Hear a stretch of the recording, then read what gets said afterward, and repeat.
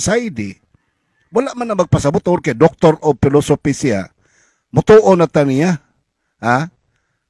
Ginadala gutong Magellan, Katoliko mapunto mga kaigsunan para mag-record.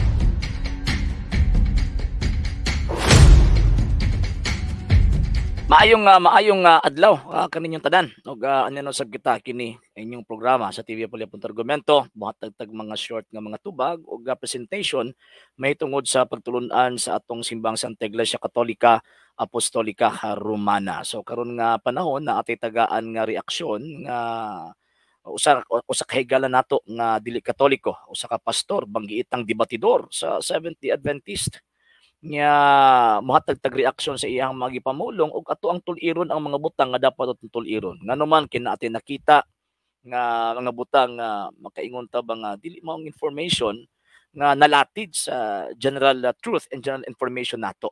Okay, so ato asang balik ko na pagtan-aw ug pagpaminaw kining iyang magipamulong.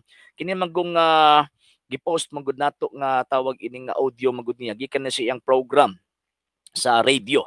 And yun, nakuha na to ni kay gipost po nila sa ilahang gitawag og page niya. Syempre, naka-highlight sa atoan tungod sa hinungdan nga yun, syempre ang ato ang gipangita ang kamatuoran man, ang tinuod man. So naturalmente tan-aw na to itong mga butang nga kining iyang gisulti di ni tinuod. So mao na ato sang paminawon pag-usab.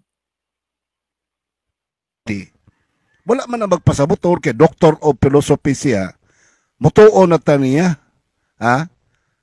Ginadala gutong Magellan, Katoliko mapunto mga kaigsunan para mag-record. Katawan na naman si Pastor Villaber. Kini manggod nga istorya, nagsugod manggod na sugod atong debate manggod namo na uban namo ni uban nako si Bro Stalwart Nguho. Nya ang nahitabo ang ato ang tawag ining gigamit nga ebidensya nga ato ang gilatag didto. Siguro basta naglisod siya og ribat or naglisod siya og kining pag counter. Nganuman kay syempre ang mga istorya na gud ang gisulti may tungod sa mga dagkong kamatuoran nga dapat niyang tuuhan. Unta kay syempre educated gud siya, di ba? Nya katong mga naminaw sa amo ang debate educated usab sila. So karon ang nahitabo, ang gigamit namong reference kanang naa sa inyong screen kanang The Philippines a Unique Nation nga gisulat ni Dr. Sonia M. Saide with Gregorio F. Saide sa History of the Republic of the Philippines. Yan nasa chapter 9 nag-ingon Christianity Spain's greatest legacy. The greatest legacy of Spain to the Filipino people is Christianity, specifically the Roman Catholic religion. Strangely, this religion was Asian in origin, being founded by Jesus Christ in Palestine. So, dinhi sa dihang atuan ng tawag ang nagigamit, nagkisi-kisi si Pastor Villaber kay ang una niyang rason, di siya motuo kay kuno si Dr. Saide o Dr. Sonia Saide, ingon pa niya, Katoliko daw si Dr. Sonia Saide. Ang iyang problema magutan ni Pastor Villaber ug ubang pang mga defensor Adventista, nakakommit sila fallacy of suppressing the facts. Nga naman, kaya ang mga historian, pag musulat magud na, musunod na sila silang Magna Carta. Musunod na sila silang tawag ining ethics bilang isang professional nga tawag ining writer or professional nga historian. So buti pasabot, pag musulat sila, wala ka lang bugitan din na kung sa ilang gituuhan. Kung musulat na sila, gibasi nila sa ilahang tawag ng observation and ang mga facts nga ilahang nakuha isip ebidensya sa content nga ilahang tawag anang gipresentar.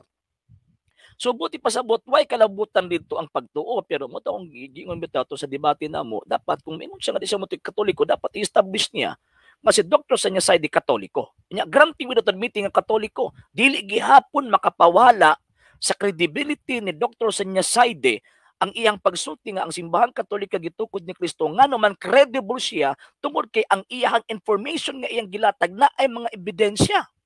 O si bisan kinsang mga historians, dili gyud tawag ining makabalibad. So mo na kanang ilang alibay nga di sila motuo sa giingon ni Dr. Sonia Saide kay Katoliko Dr. Sonia Saide, nagpasabot na nakakommit sila ila, deception and misleading argument. So kamo nga mga kamo nga mga migo nato nga mga educated nga mga tawag ining Seventh-day Adventist. Kamo mutuo ka mo ana. Kung sipyat si Pastor Villaver sa kini nga tawag anang sitwasyon, how much more nga mahimo siyang tama sa iyang presentation sa pagsabot niya sa balaang kasulatan. O napay tawag anang ikaduhang argumento niya. At ato na pong tawag ining ibalik ning Tanang nahitabo yan, palas ni Saidi, Mm. Dr. Saidi. Mm. Wala man na magpasabot or kay Doctor of Philosophy siya. Mutuo na ta niya. Di mas tuon pag yun po nato sa Dr. Sadi kaysa kay Pastor Villaver. Kaya again, mas credible ang information nga gilatag ni Dr. Sonia Saide kung itangdi nato sa opinion nga gihatag ni Pastor Villaver ug sa ubang panggitawag og mga sabadista. O kini pang katawan na. Ha? Ginadala ko itong Magellan, Katoliko man punto mga kaigsunan para mag-record, mag-document sa tanang nahitabo ni Magellan. Siyang Sa kuno. Sa kuno pastor. dala ko itong Magellan, Katoliko man punto mga... Ha? Sa do. Ginadala ko itong Magellan, Katoliko man punto mga kaigsunan para Sa kuno. Si Dr. Sonia Saidi Katoliko gidala-dala pa ni Magellan. At anong tanawon ang biography daw ni Kuan ni Dr. Saidi kining amahan ha kay katong nagsulat atong The Philippines a Unique Nation is ang anak man to si Dr. Sonia Saidi. Unsa may tawag ining biography ni Dr. Gregorio Saide, PhD. Ang gingon din ay 1907, natawo sa 1907, namatay siya ni atong 1986. Ya si Fernando de Magallanes miani sa Pilipinas 1521. Yung sa mga pag-reconcile, unsa man pag-reconcile ni Pastor Villaver nga nagkuyog-kuyog si Dr. Saide dito kang Magellan sa iyang voyage. Nya mo nag-record sa history. Jesus Ginoo ko yung taon. Si Dr. Gregorio Saide known as the best historiographer of the Philippines. Ha? Grabe kung siya. Tawagan ng usa siya sa pinaka-the best. The best siyang historiador sa Pilipinas. Sa pangitag historiador, ang imuhang mga isulti din na kung sa kuan pa, manulti sila as expert. Dili pa rin ni Pastor Villaver nga ambot asa ka nagikuha niya yung information. Imposible mapug sa history. Nga naman, kailangan kag si Gregorio Saide, nag-uban-uban kang Magellan. Okay, Dr. Gregorio Saide, a PhD, writer of not less than 80 books concerning Philippines. History of Philippines. Nya founder po siya sa International Association for Historians of Asia. Makatupong kaha si Kuan, makatupong kaha si tawag ining Pastor Villaver sa profile ni Dr. Gregorio Saide. Di gid makatupong si Pastor Villaver. Muna, pag muna kong gingon, sorry kayo sa ako ang pulong nga mas tuuhan nato si Dr. Saide kaysa kay Pastor Villaver. Kunya, siyempre, kita nga mga educated nga mga tao, naki-eskwilatan, nakatungtong tag-eskwelahan, tuuhan din na tuon lang si Saide nakiguban kang Magellan. Pagkanda kong dimalas. Okay, Dr. Sonia Saide, the first Filipino Master of Social Sciences and the PhD of London School of Economics and Political Science in England. Okay, took cultural studies in Spain and France, written numerous books published in the US, Australia, and Britain, as well as locally. Ang kini nga to ang nasod bisan din sa tawag ini nga Pilipinas. Unya kanang iyang mga librong gipangsulat musakuan pa mo na ang usa sa pinaka-importanteng libro nga naa sa mga universidad nato. Nga naman kay credible maguning mo mga tawhana. Nya pagkaman mo ni ingnon ni Pastor Villaver nga nakigkuyog-kuyog nakiguban-uban kang kuan kang Magellan. Siguro sa grabe na sigurong pamalibad ni Pastor Villaver ang nasiguro siya ng unahuna is si Pigafita, Antonio Pigafita.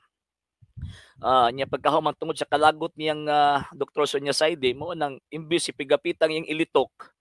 Ang nalitok niya si Dr. Sonia Saide. Pero bisan pa kapinagunan niya gibalik-balik dili lang kay kuan. So buti pa sa tinuyo gyud nga moingon siya nga si Dr. Saide nakig-uban kang Fernando de Magallanes. Jesus Ginoo ko. Asa man in taon na ninyo nakuha nga information? So sa tanang mga Seventh-day Adventist nga mga edukado, inyo pa nang tuuhan sa ingon kanang ingon-an nga mga information. Kung ingon ana manggaling kana mga educated nato nga mga amigo nga members sa Seventh-day Adventist, biyahin ninyo yung pagtuo oy. Sipyat man gani siya sa tawag ining ah, kanang history, how much more sa iyang pagkutlo, pagbasa, pagsabot niya sa balaang kasulatan. Di ba? Kung ako'y membro ana, mabiya ko eh. Tudluan man itag mali aning maong tawhana. Kanya remember nga ang kasaypanan dili gyud na mohatod og kaluwasan. Mo bitaw na ang balaang kasulatan kung tan-aw nato ang iglesyang gitukod ni Kristo naagi gitawag og kining kamatuoran og siya mismo ang haligyo og patukuran sa kamatuoran kay ang kabakakan, ang sayop makaimpierno na. So kini palang daan sa gitudlo ni Pastor Villaber.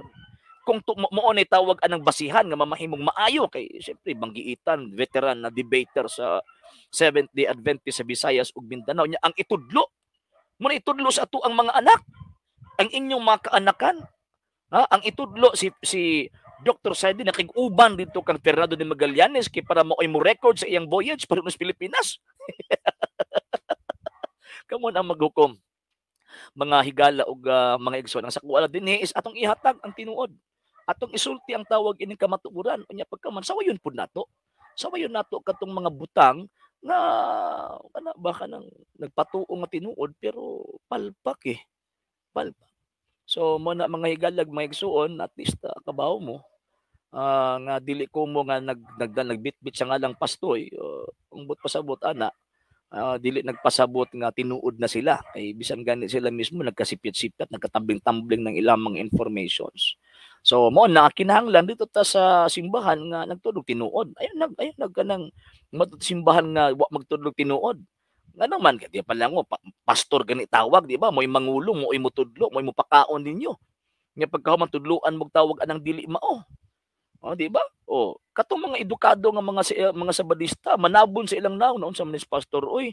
Nahitabo naman nga si Dr. Saidi na kig-uban ni Magellan. Okay.